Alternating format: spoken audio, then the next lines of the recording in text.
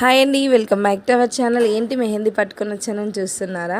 ఏం లేదండి, మా పక్కన ఒక పాపకైతే మెహందీ ఏమనైతే వచ్చింది. సో తనకైతే వేస్తున్నాను.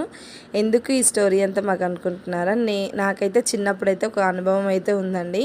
మెహందీ పెట్టమని అయితే ఒక అక్క దగ్గరికి అయితే వెళ్ళాను. వెళ్తే తనైతే అసలు పెట్టలేదు. నాకు టైం లేదు, నేను పెట్టను అని.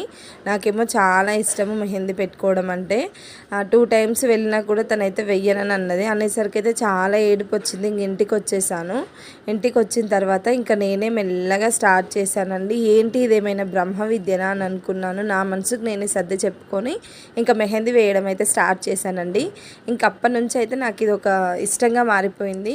మా చుట్టుపక్కల పిల్లలకి వాళ్ళందరికైతే వేసేదాన్ని నేను. నా మ్యారేజ్కి కూడా నేనే వేసుకున్నాను. ఇంకొక చేయికి అయితే మా సిస్టర్ అయితే వేసింది.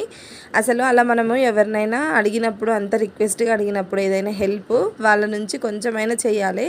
అట్లీస్ట్ తనని నేను వేయమన్నందుకు అట్లీస్ట్ నాకు ఒక చెయ్యికి వేసినా కూడా చాలా హ్యాపీ అనిపించేది. ఇంకెయ్యలేదు. అట్లనైతే నేనైతే పట్టుదలతో అయితే నేర్చుకున్నానండి. మీలో కూడా ఎవరైనా ఇలా నేర్చుకున్నారా? ఒకరి మీద డిపెండ్ కాకుండా.